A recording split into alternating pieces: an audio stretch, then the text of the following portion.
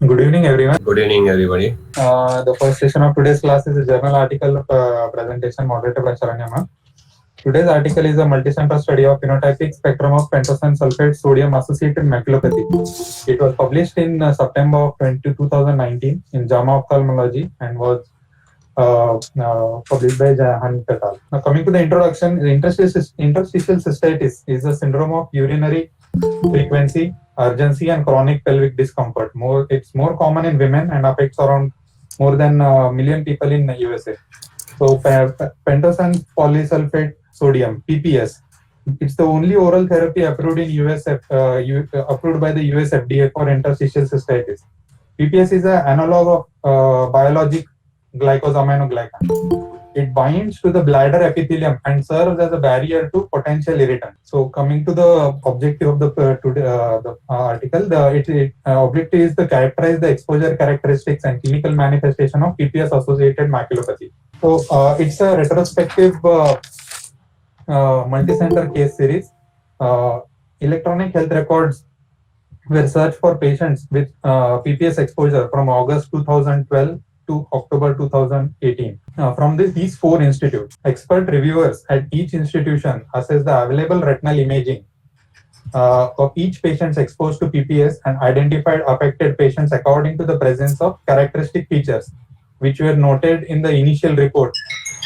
Where the same, it was first time published in 2018 by the same authors. Where they are described fundus features on fundus photography as macular hyperpigmented spots, yellow-orange deposits, and/or patchy RP atrophy. On autofluorescence imaging, a densely packed array of hyperautofluorescent and hypoautofluorescent spots was seen involving the posterior pole. On optical coherence tomography, focal thickening or elevation of RP was noted, which is associated with hyperreflectance. These same focal thickening were associated with hyperreflectance on near infrared imaging. So a broad case definition was used to ensure inclusion of all the full spectrum of the full spectrum of clinical phenotypes.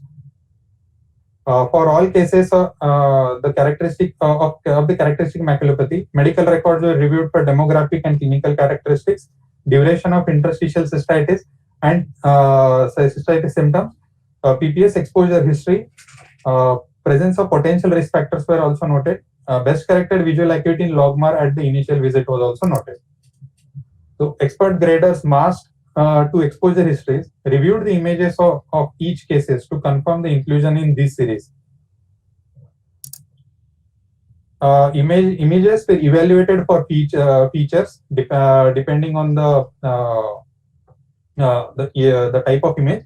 On color fundus photography, macular pigment clumps, RP atrophy, yellow or orange deposits, and subretinal hemorrhages were noted.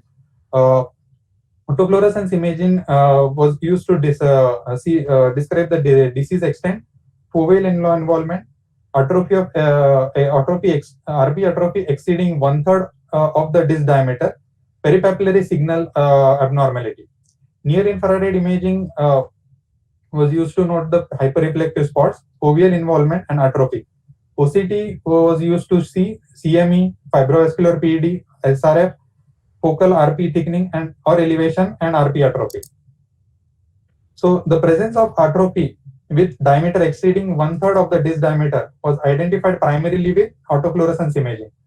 Areas of well demarcated decreased autofluorescence were identified using hypoautofluorescence associated with blood vessels as a reference.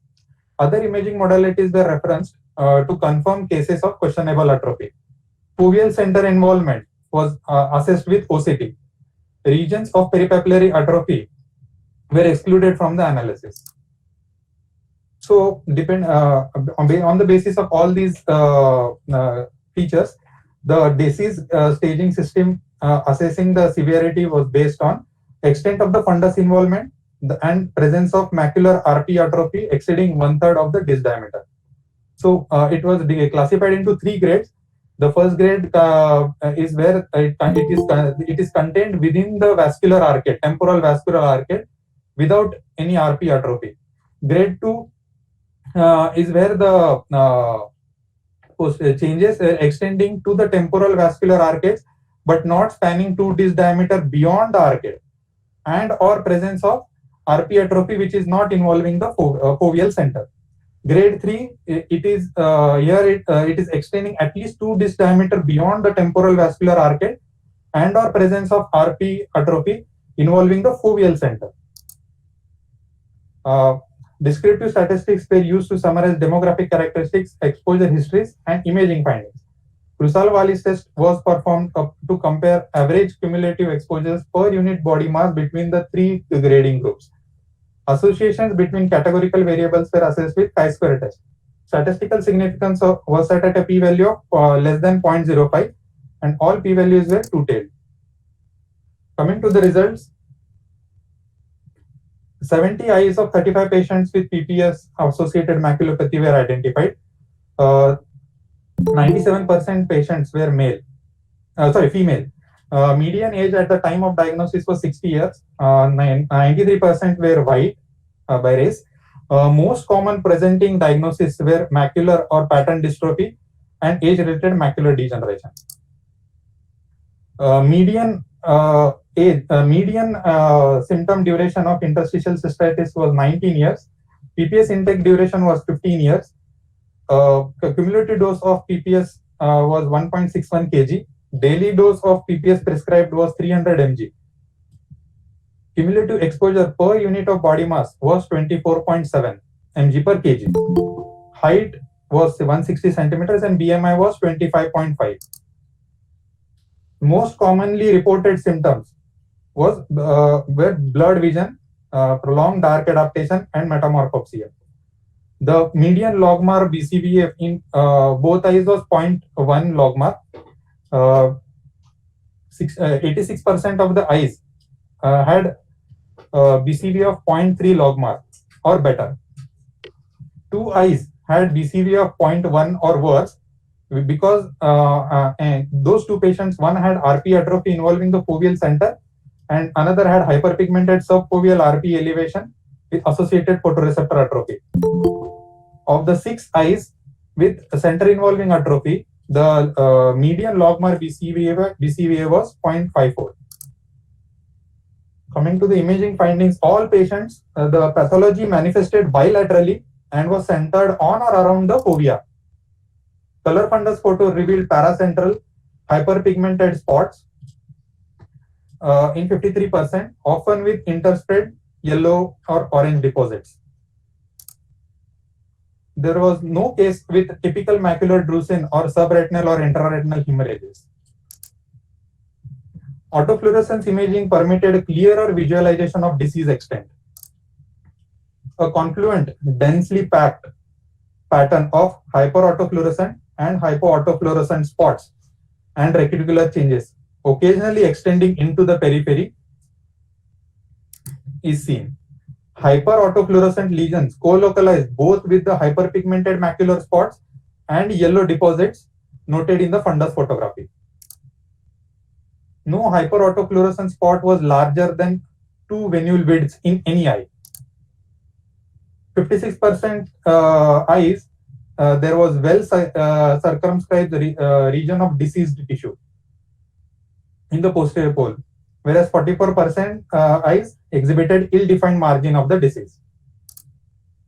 In most cases that involved the peripapillary retina, there was a homogeneous halo of peripapillary hypoautofluorescence. Atrophy of RP exceeding 1/3 disc diameter in size was noted in 39% of the eyes, which involved central fovea in 6 of them. Eyes with atrophy were less likely to have hyperpigmented macular clumps. Pigment clumps were also more frequently present in cases of pathology confined within the temporal arcades.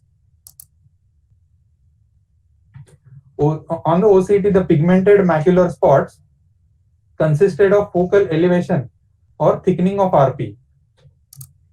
These lesions cast a prominent shadow into the underlying choroid, often appear to be intraepithelial, and is associated with prominent signal on autofluorescence as well as near infrared imaging.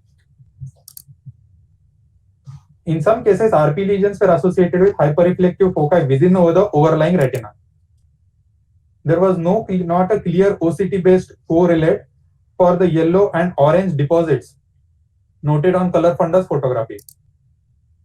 However, in all the eyes, there was either a loss of definition of interdigitation zone or a merging of interdigitation zone and ellipsoid zone bands in the diseased areas. CME was observed in 9 eyes of 6 patients. 2 patients had prior diagnosis of CNV.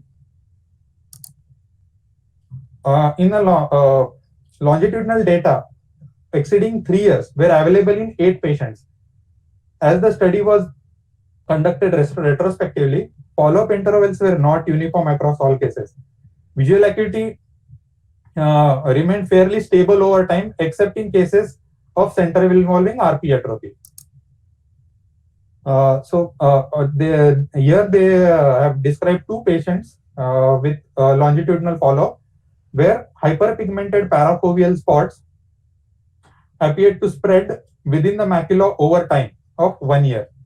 And in this eye, with 6 years of follow-up, hyperpigmented spots resolved with onset of paracentral RP atrophy. This is the first case in the previous slide, where the autofluorescence shows an expanding area of macular involvement over a period of time.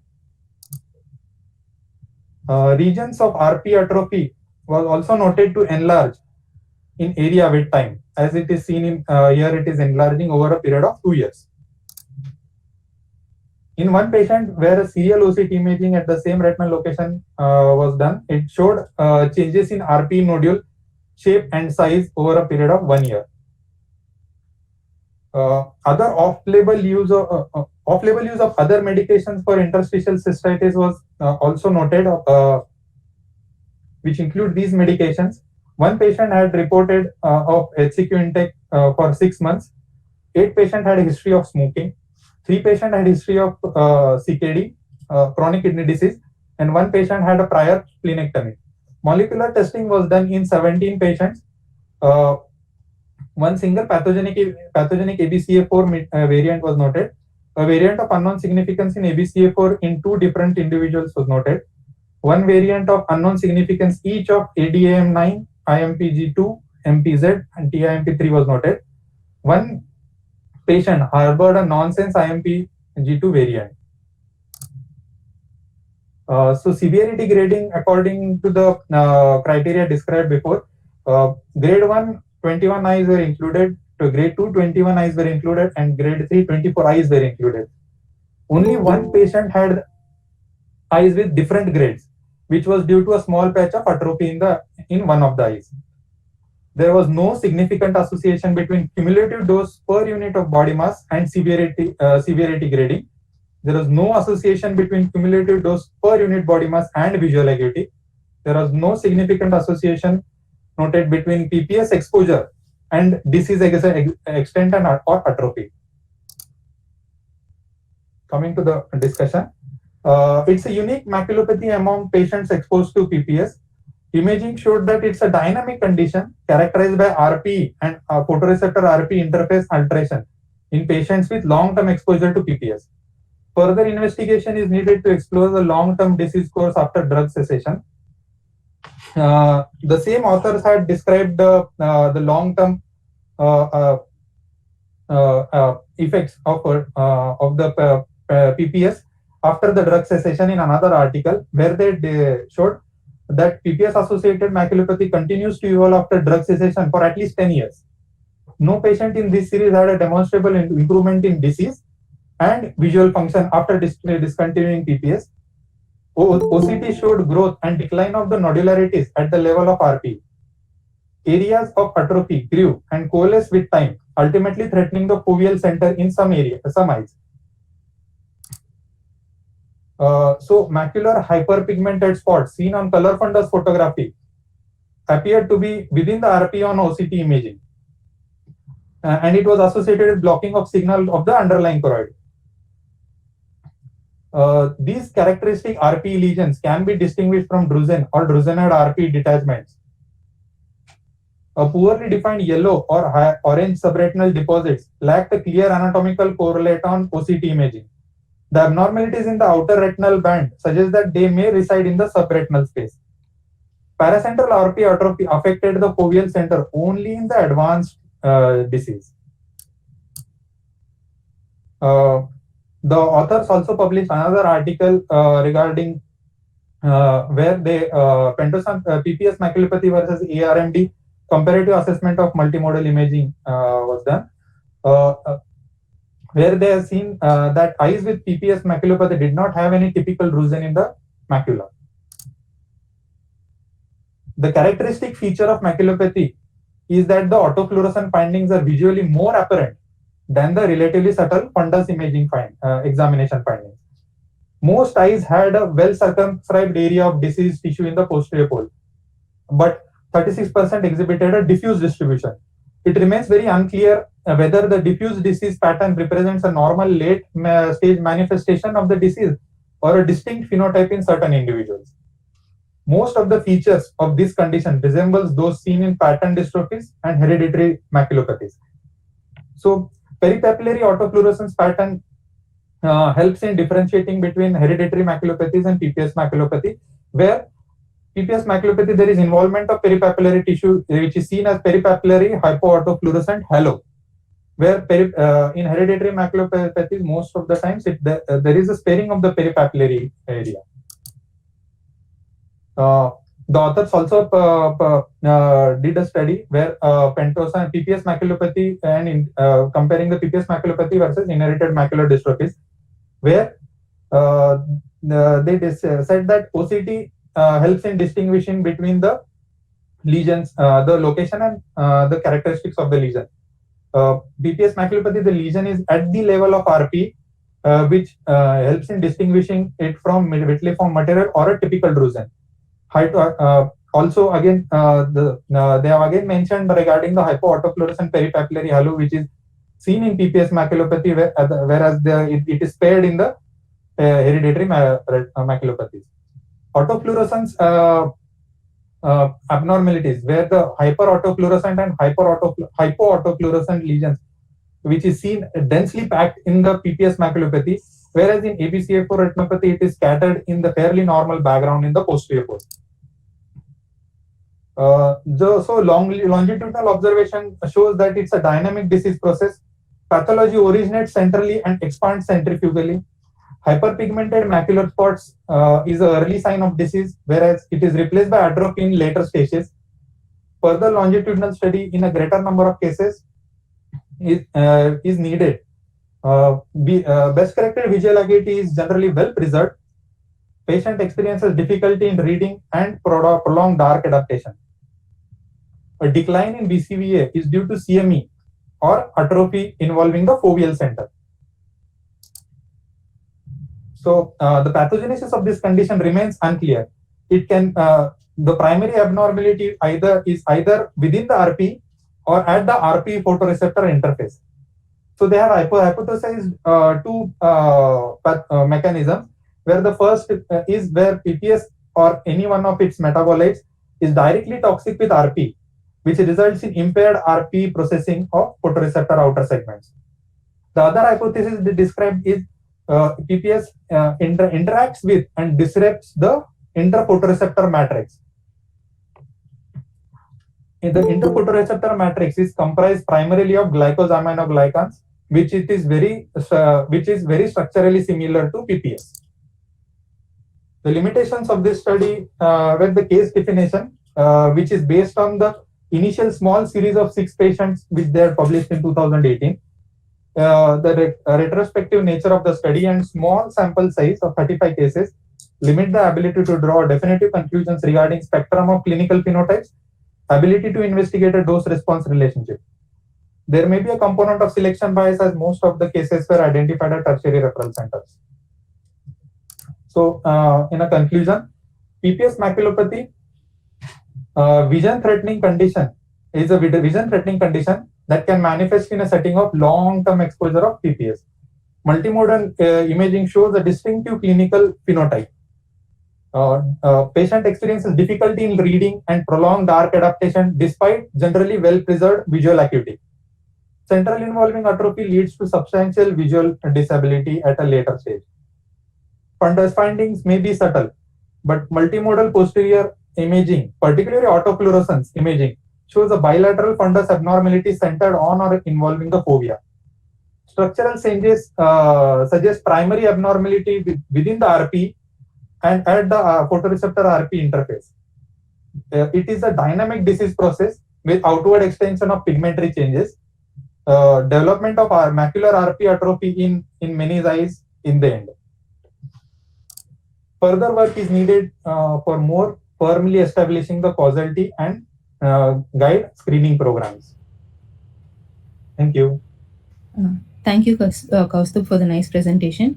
Actually, this pentosan polysulfate sodium-related maculopathy is a recent entity which is noted in the last couple of years abroad. So we have to remember to ask a drug history when we see mainly pattern dystrophies or atypical ARMD changes, because this causes a progressive damage and there is no reversal noted in these studies even after stopping the drug.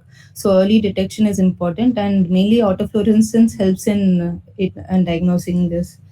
Anyone has any comments or have seen this pentosan polysulfate related maculopathy? How common is this used pentosan polysulfate? It is it's the only drug available orally.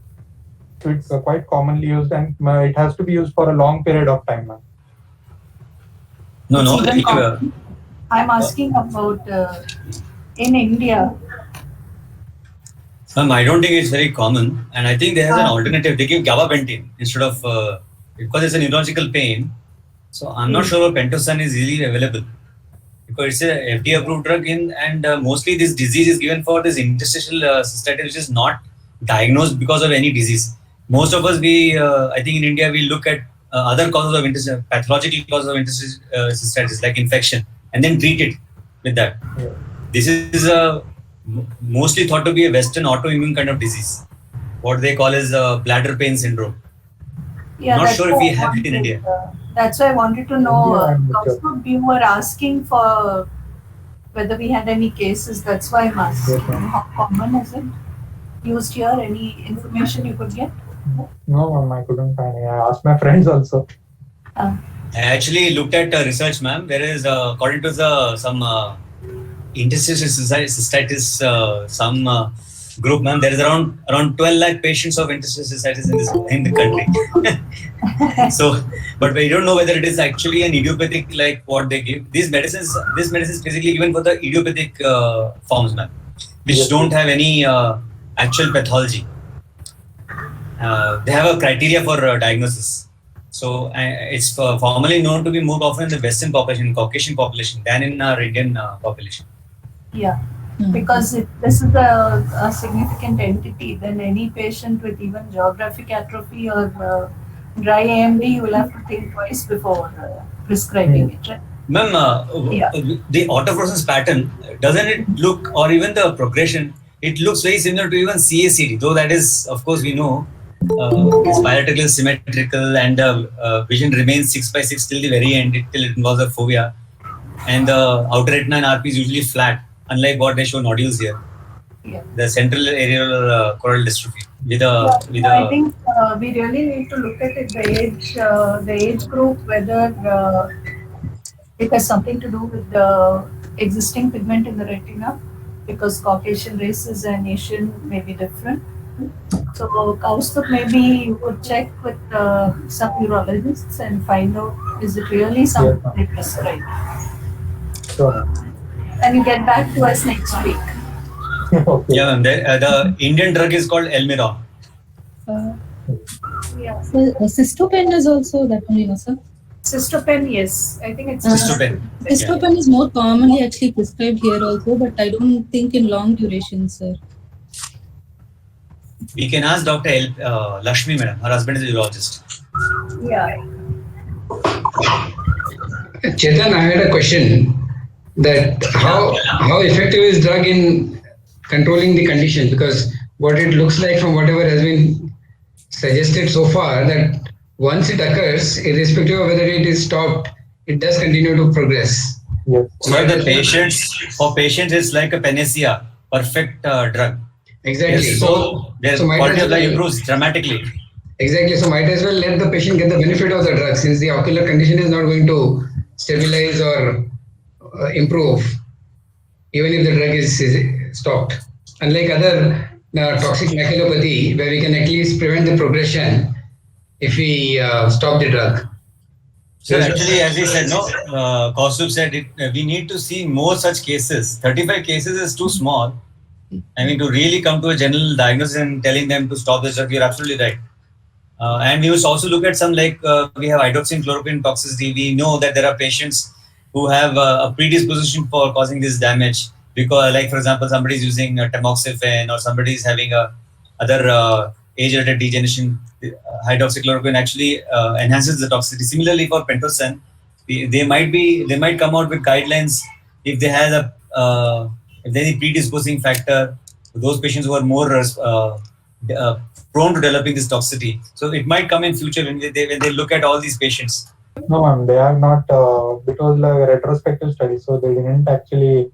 They had screened around 4,400 cases. So in that, they had which satisfied their criteria. Then only 35 patients and for 70 eyes were included. But the findings they haven't mentioned clearly, ma'am. They more concentrated more on the autofluorescence and the OCT. Yeah, ma'am. Actually, why, ma'am? Because this disease is very similar, the same age group as AMD. So they would falsely diagnose it as AMD and treat it accordingly. So then nobody thought of doing an MFIRG. Maybe an astute clinician must have thought that this doesn't look like a typical AMD and got an MFIRG one here and there. So they have not done it as a regular guideline. And it is like the article supplement gives the details of the MFERG. Some patients had got it done, some didn't have it. That's what some only had. Some only, that's what I'm saying. So you can't come to a generalization, you know. Ma'am, actually, they have not mentioned regarding anything when it starts. Like how long is the duration of exposure, which is necessary for it to start. Actually, one of the patients which had taken medication for around we had stopped the medication for 3 years. Even then, the maculopathy progressed. Thanks, Kaustubh, for a nice presentation.